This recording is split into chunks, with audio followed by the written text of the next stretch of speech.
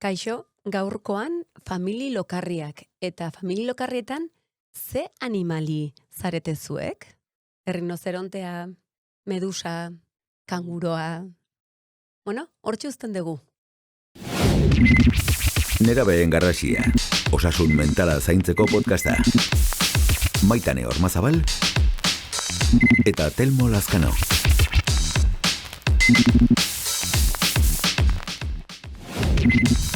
Familia lokarriak. Ongi etorri gurera, eta gaurkoan Maitane, zer dugu? Famili lokarriak, atxikimendua, apegoa askorentzat ere, ez? Batzutan igual hiru hitzoiekin hasteitugu, baina berdin-berdinak dira. Nola kokatuko enuke gaia? Bitu askotan honi buruz hitz egiteko oso gai zabala da, zaila da, konplexua da, baina ulertzeko pixka bat guk gure ezitzaile eta gehien bat gure familiez, gure gertuko hoiekiko daukagun lotura afektiboa da. Segun nola erlazionatu gea gu beraiekin, gu erlazionatuko gea munduarekin. Orduan, begiratu norainoko garrantzia daukan, ze begira da nolakoa jaso degun afektibitate emozional hau, gero guk horren baitan ez, landuko edo biziko galako mundu edo bizi honetan. Horia, nik uste dor azpimara jarri berdeula ez? Norbanakoa, norbanako singularra identitate genetikoki baita ere ez, bakarra izango litzateke, baino baita ere neurri handi baten, parte den sistemen ondorio izango da. Bai sistema materialari daukionez, ekonomiko, soziokulturala, baino sistema guzti hoien artetik eragin handiena duena familia izango litzateke, ez da? Bai, gertukoenak, ez? Azkenen gure lehengo 0-8 urte bitarte hoietan gehien pasatu ditugun pertsona heldu hoiekin. Ze hoiek gure egingo ziguten transmisio hori dana segurtasuna, maitasuna eta lasaitasuna. Horgatik esaten da, berez dala afektiboki gehien bete gaitzakeen erlazioa. Baina askotan ze gertatzen da, ez dala horrela izaten, ez dalako erresa, hau esan barra daukagu, ez? Guk orain hitz egingo dugu oso teorikoki praktikara pasatuko dugu jokutxo batekin, baina egia da oso zaila dela guztik seguroa dan zerbait ematea. Bueno, gu Telmo oso emozionalki landuak gatoz gizarte hontan? Ez. Orduan ezin dugu hori eman. Alar izango nuke atzo baino hobeto gaudela gaur. Bai, era bat. Eta jende pixka bat ulertzeko daude bi mota orokorrean sailkatzeko. Egia da gero sailkapen handiago bat dagoela ez seguro eta, baino bi sailkapen dare bat atxikimendu seguroa edo atxikimendu ez seguroa. Seguro horretan ematen da, esan dugun hasierako lasaitasun, maitasun eta babes hori. Egia dela autoridadea daukan pertsona bat, baina maitasuna ere ematen du eta lasaitasuna ere. Horia. Eta ez seguroak kontrakoa. Horia. Horre nik uste alde nabaria dagoela batetik bestera, eta batez ere limite hoien ezarketan datzala. Ze, bueno, zuka aipatu dezun horretan, ez? Apego edo atxikimendu lokarri seguru horrek, bai behar du maitasuna, nolabaiteko segurtasun hori, baina segurtasunez hitz egiten ari garenean ez gara ari soilik kontestu fisikoari daukionez, baizik eta nolabait gure txiki-txikitatik kokatu behar dugu, ez? Munduan.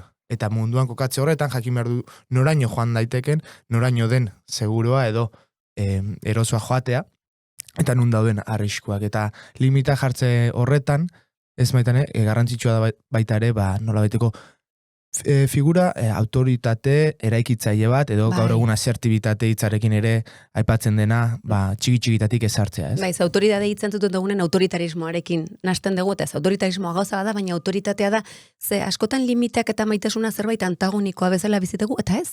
Bat doazen gauza bat da, ez? Azkenen maitasunetik ere eraikitzen dia limite ikaragarri pila bat, orduan biak batera doaz, eta hau atxikimendu seguro honek badu hori, maitatzen du, baina baita ere ez, kontentzio lan bat, esaten duguna gure burua bilatzen ez dugu momentu horietan behar dugu heldua egotea, gure burua kokatzen juteko, ez? Muga mentalik ez, inundik inora ez, baina bai kontentzio puntu hori, babes gune bat eukitzeko, bizitzara gero ja, aurrera salto egin ahal izateko. Eta hortarako gaur, badatu bezala ikusteko pixka bat jendeak aurri ikusiko ditugu animali batzuk, atxikimendu hauek pixka terrexago ulertzeko, ze bestela oso generikoa eta oso orokorrak dira eta oso zaiak ulertzeko, ze bueno, komplexutasuna handia dute, así que gaur, animalien bitartez, Telmo. Oso ondo, guazen ikustera. Hori da. Sakontzen. Ba, horran esan dizugun bezala, 6 animali landuko ditugu. 6 animali zergatik 6 esango genduken famili estilo edo 6 hezkuntza estilo, ez? Hau izan diteke famili, baina bueno, ez hitzaile bezala ere begiratu beharko genituzke zeintzu gean. Ordun, 3 eta 3 banatzen ditugu. 3 konduktual, 3 emozional. A ber, Telmo, lehenengo animali konduktuala zein izango zen? Ba, lehenengo animali konduktuala kangura dugu.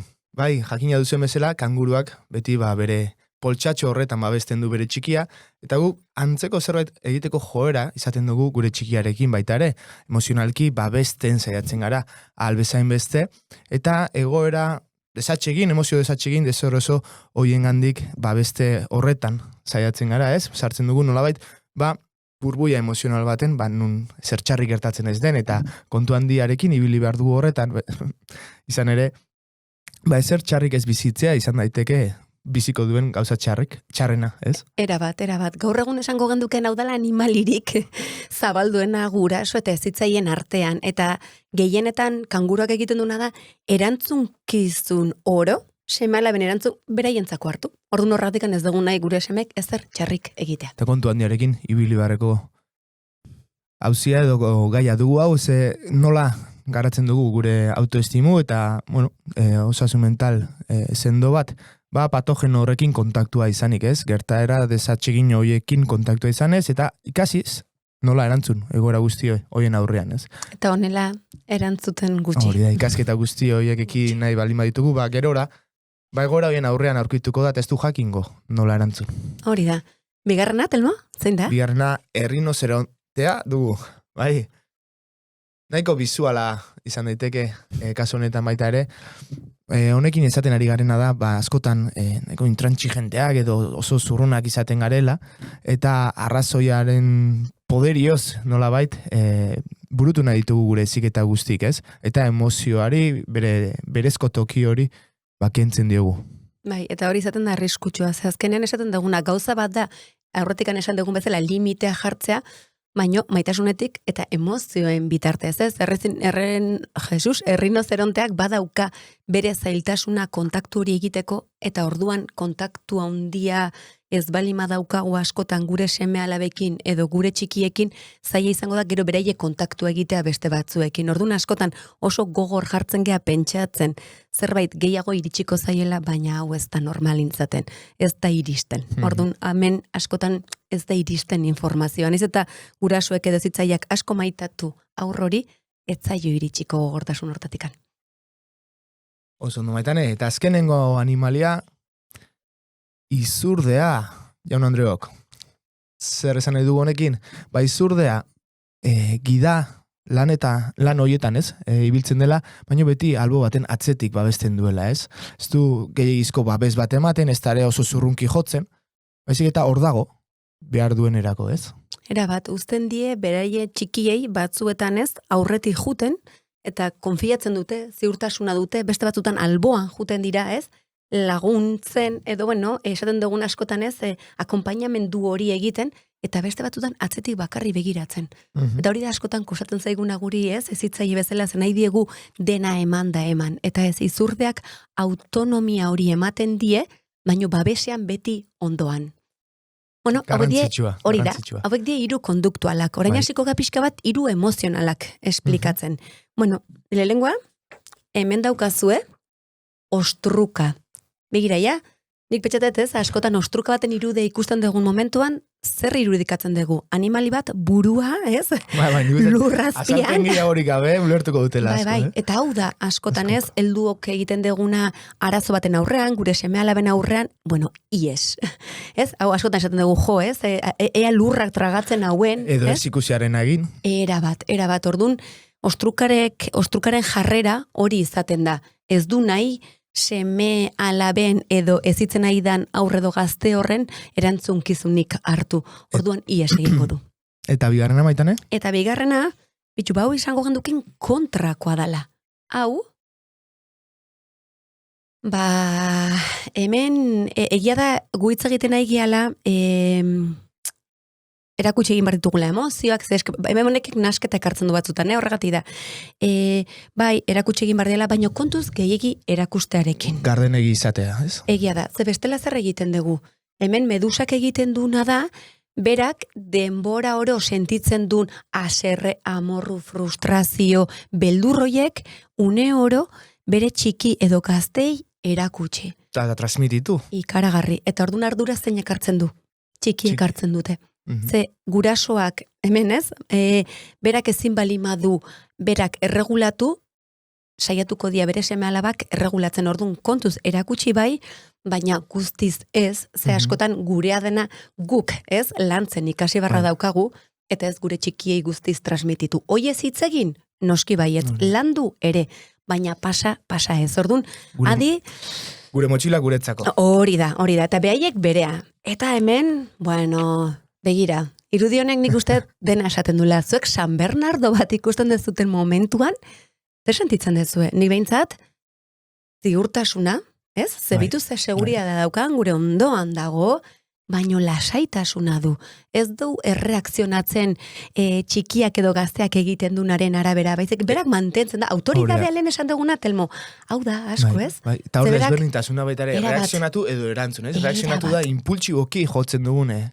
Joera bat ez, eta erantzun da gehiago hausnartu ondoren ematen dugun, Erabat. horixe, ez? Adimen Erantzuna. emozionaletikan, ez? Orduan, Hori da. San Bernardoa hor ondoan dago, segurua dago, asko fidatzen da, txiki ez? Orduan, San Bernardoaren ziurtasun honekin geldituko gea, azkeneko animali bezala, emozioetan. Eta pixka bat ulertzeko zergatikan ikusi ditugun 6 animali hauek eta zergatik gorko, ez, bideo podcast honen zergatia, Etelmo nahi den ere kontsultako adibidetxo bat adierazi. Ikusi norainoko garrantzia duen, niri 15 urteko gazte bat ekarri ziaten kontsultara, bere gurasoak oso arduratuta zeuden, jarrera arazoak zituen bai etxean, bai kanpoan, bai eskolan, eta ze gertatzen ari izan, bueno, guraso hauek bananduak zeuden, eta urteak zeramaten bananduta, eta etzian elkartzen hirurak batera. Eta, bere gaztearekin ez, oso mutiko jatorra, naiz eta bera kanpoan beste gauza bat adierazi, pixka bat arakatzen, konturatu ginen, berak nahi gabe, eta nahi gabe hitz erabiltzen dut. Inkostienteki, berak ezer kostiente izan gabe, bere jarrera guzti horiek izaten zian, ze momentu bakarra zan, bere gurasoak elkartzen zienak, berarekin egoteko. Beti zerbait txarra egin ondoren, edo zerbait negatiboa egin ondoren, zerbait ondo egiten zunean, bere gurasoak eta bere etzien elkartzen hirurak ez, beretzako bere sistema familiar hori izana. Orduan, bera konturatu zenen hori, gurasoak ekarri nituen, gurasoekin ere egin gendun saio bat, ulertu zuten, eta ordutik aurrera, hiruron esfortzu batekin hasi zien, hilabetean behin gelditzeko zerbait onerako, eta zan afaltzera elkarrekin juteko. Eta hortik poliki, nerabe horrek 15 urterekin utzi zonez, inkostienteki egiten zuen jarrera hori orain ja kontzientzia jarrita, konturatuta, beste jarrera bat hartzen hasi izan. Horra errexena da esatea ume hori geizki egiten ari dela, ume horrek etzekin zer egiten ari izan. Etzekilako nola eskatu babesgune, segurtasun eta maitasun hori.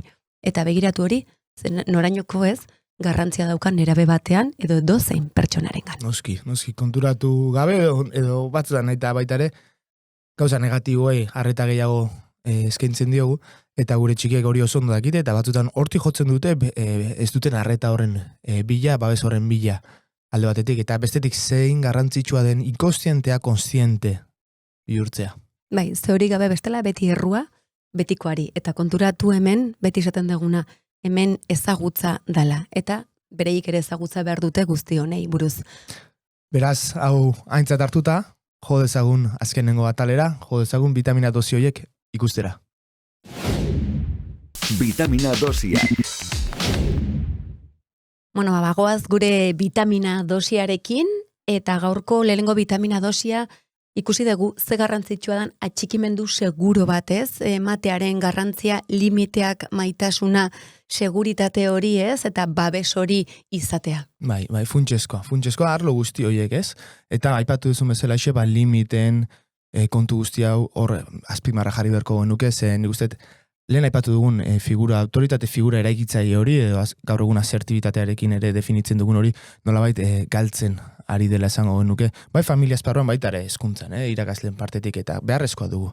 Osasun mental profesionaletik beti izan da, ez, azaldu egin behar direla gauzak, eta egin azaldu behar dira, bai, baino ez dute zertan ulertu. Hau da, behin azalduko dugu, bitan, eta nahikoa izango da neurri handi baten begira. Adibi bat jartzearen, gogoratzen naiz, Alberto Ruiz de Alegria psikologoak behin kontatu zidana, ez? Proiektu Hombreko sortzaileetako bat da bera, eta esaten zidan, begira, nera batzui, ez? Kontatzen badiozu, galdetzen badiozu, parrandan gau pasa egitea komeni zaizue? Eta askok erantzungo dute, ezer txarrik egiten ez badu, zergatik ez. Pertsona hoiei, hortik 20 urtetara, galdera berdina egin ezkero, ezko biribil bat jasoko duzu bueltan. Zango zu, ez, nera nola egingo dute gau pasa. Imarrutena da, deskantxatu eta eskolara joan, ez? Horrek esan nahi duena da, pertsona berdinek, momentu desberdin baten, gauza bera desberdin ikusten dutela. Modu natural baten. Eta ez gara, eskor jarri behar gauza bat behin eta berriz azalduz, ez? Azalduko dugu, ulertuko dute, edo ez. Baina egin dute. Balin gaude eskolara joan behar duela behin eta berriro azaltzen, elkarrizketa oker baten gaudela esango nuke, ez? Azaltzen duzu zergatik joan behar den, ulertuko du ez, baina joan egingo da. Zergatik joan egin behar duelako. Gauza batzuk daude bizitzan, egin behar direnak, egin behar direlako. Gure txikiak txixa kanpoan egiten duen bezala xe, ez? Eta guk garbitzen dugun bezala xe. Ez da gure bizitzako motivazioa, baina zer egin behar delako, ez? Badaude egoera batzuk, limite batzuk, bai edo bai, egin behar direnak, eta hori nolabait txikitatik integratu behar dute. Ez dute ikasi behar, ez duten eskumen bat dutela. Ez dela frustrazio arazoa gaur egun asko hortik. Eta ez hitzaren garrantzia horretan, ez? Bizitzan, egongo dira, hainbat kontu, bazalpen gehiagoren beharra izango dutena, baina beste batzuk ez. Bestela, eta txikitatik jakin behar dute hori, ez? Ikasi behar dute hori. Ze bestela, demagun hortik urte batzutara, hartu eman sexual baten aurrean, ez? Nerekin nahizu, ez. Ez du azalpen gehiago hori behar, ez? Errespetatu. Eta alde batetik jakin behar du hori onartzen, eta bestetik hori esaten. Hori txikitatik ikasi beharreko kontu bat izango litzateke, eta hortik dator baita ere, limite hauen, edo figura autoritate eraikitzaile honen garrantzia. Oain iriki ez du kasi beste podcast bat. Ez esatearen podcasta izan marko luke. Baina, bigarrengo vitamina dosiarekin, Maitane zer dugu? Bigarrena erlazio asko daukazuk orantxe bertan esan dezunarekin, eta nola egingo genduken guk konduktualki eta emozionalki, bai limite horiek, maitasun horiek eta segurtasun hori emateak. Konduktualki izurdea izango litzateke, esango genduken egokiena. Hemen, animaliak ez dena egian momentu eron bakoitzak egiten dugu aldeguna daukagunarekin, baino ezagutza balima daukagu, eta kontziente balima gera, jakinda izurde izatea dela, beraiek gehien behar dutena, pixka bat saiatu gaitezke bertara gerturatzen nola, gure seme alaben, ondoan, aurrean eta etzean, ikasten joaten, baino alboan egoten. Eta, emozionalki, San Bernardoa. Nola? Ikusten dezue, fidagarria eta segurua dalako, fidatu barra daukagu beraiengan eta seguridade hori, eta gurearengan heldu bezala, karoke kuestionatu barra daukagula, ez? Gauzak irikierak emateko eta berrikuntzak, baina beraiek behar dutena da, figura seguro bat beraien alboan, ze beraiek justo momentu hortan ez daude zigur bizitzan. Orduan, saiatu Izurde eta San Bernardo artean jokatzen edo aldegun gehiena beraiengana gerturatzen. Oso garrantzitsua eta azkenik, Maitane, 3.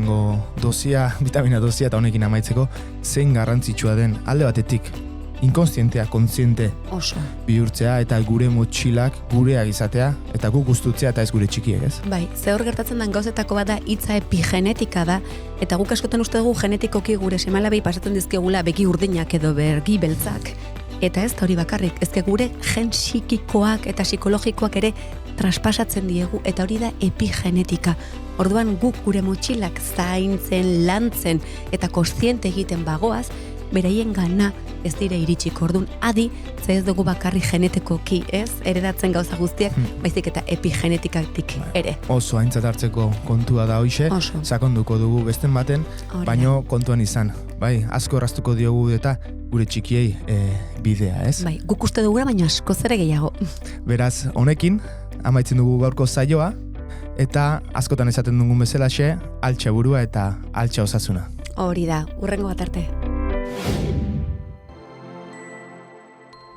Nerabeen garrasia entzun duzu. Nerabezaroko osasun mentala zaintzeko podcasta. Zuzendaritza Iñaki Beraetxe. Gidoia eta aurkezpena Maitane Ormazabal eta Telmo Lazkano. Irudi grabaketa eta edizioa Xabier Larrañaga. Soinu grabaketa eta montaiak Iñaki Beraetxe. Grafismoa eta postprodukzioa Lander Rallon eta Arantxa Konde. EITB podcasten entzun eta jarraitu dezakezu Nerabeen Garrasia. EITBren YouTubeko kanalean ikusi eta zure gustuko plataforman ere topatuko gaituzu. Ondaimen ekoizpena.